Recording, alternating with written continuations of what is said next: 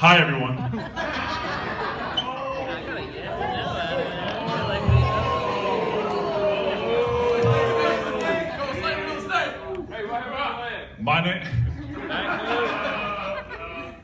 My name is Cole Slate, and I am the best man.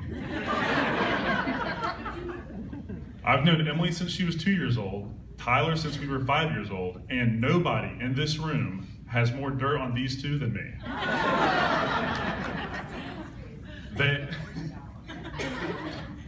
They actually made me sign a confidentiality agreement prior to accepting the position of best man.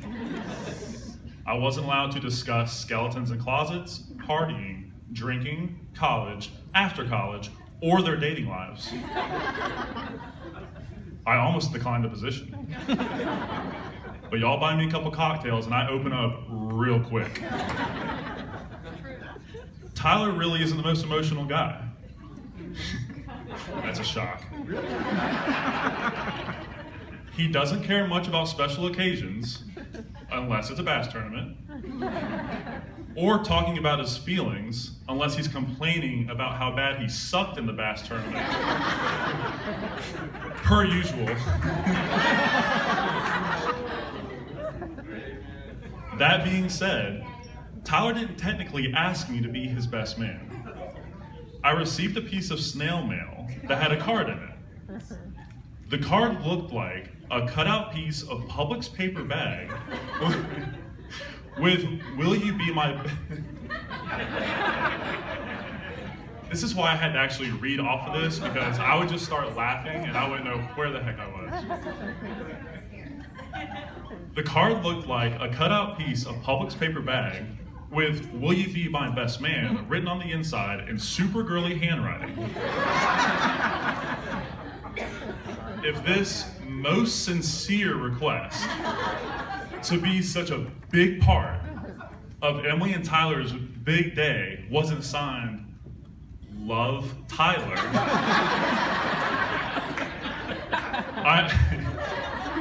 I'm fairly confident that I would have just assumed the role as Emily's best man instead.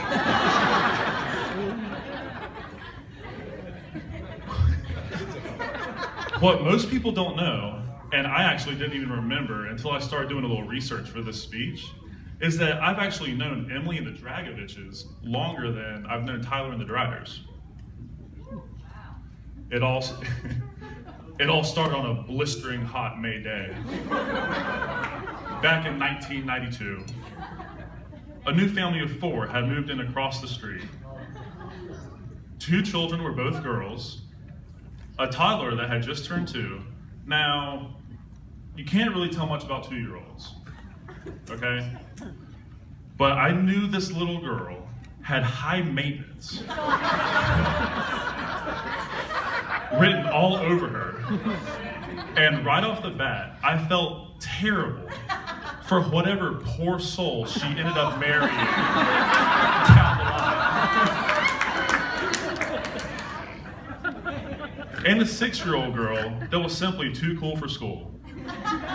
That was a great speech, Kristen. The father was a diehard Cleveland Indians and Notre Dame Fighting Irish fan, as well as the washed-up 0-11 defeated middle school quarterback of the St. Joe's Bombers.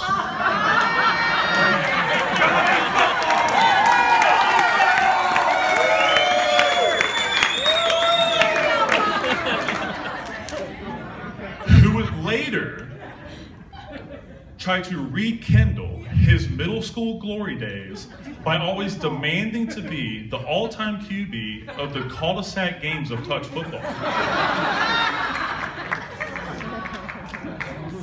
He is still looking for his first win. The mom was amazing. She always hosted neighborhood gatherings for sports games. She was super selfless, always looking out for everyone on top of her 3 kids. The third one is John.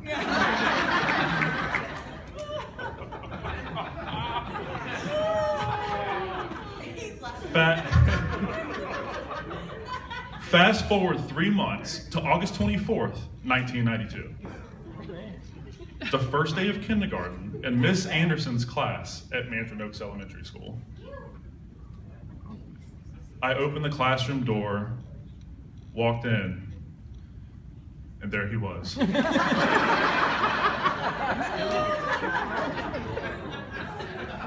It was honestly like a scene from a movie. The spotlight shining down, standing there with his buck teeth.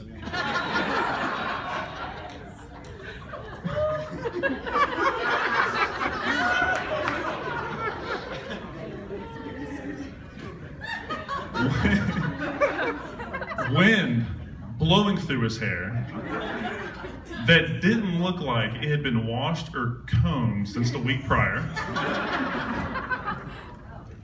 and a Batman t-shirt that I would see about 179 more times that school year. My future BFF, Tyler.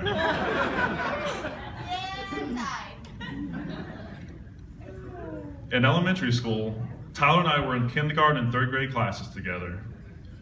We were always the smartest and most athletic. Ed, that wasn't supposed to be a funny part.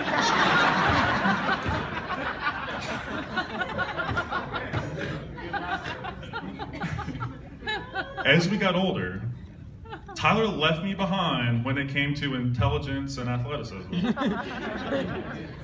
That or I was never that smart or athletic in the first place.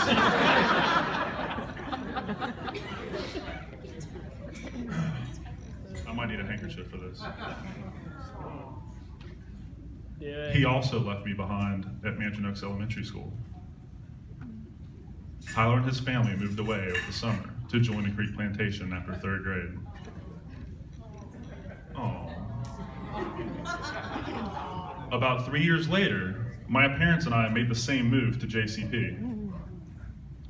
Riding the bus home from my first day at the new school, there he was sitting behind me. I was so nervous. My palms were sweating.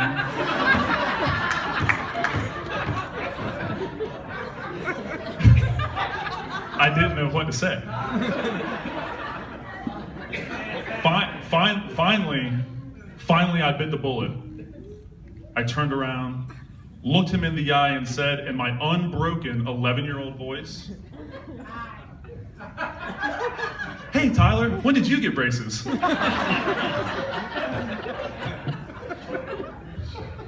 Just like that, his buck teeth were gone, and Big C and Tall T were back together.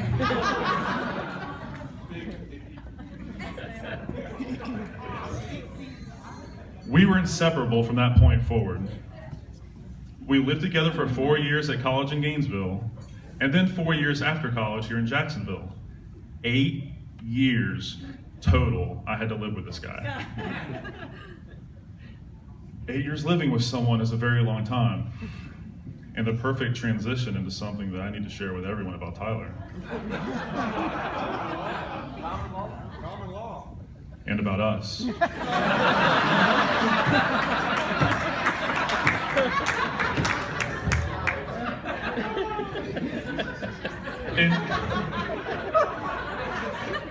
In no way what I'm about to say is still recognized by law in the state of Florida post 1968. But is still recognized by Alabama, Colorado, Kansas, Rhode Island, South Carolina, Iowa, Montana, Utah, Texas, and Washington, D.C. And that is common law marriage.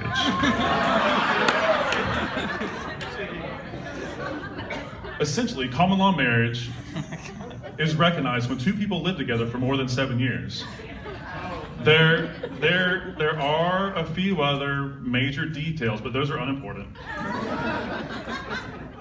In a nutshell, good luck on your second marriage, Tyler. I'll let you have him, Emily.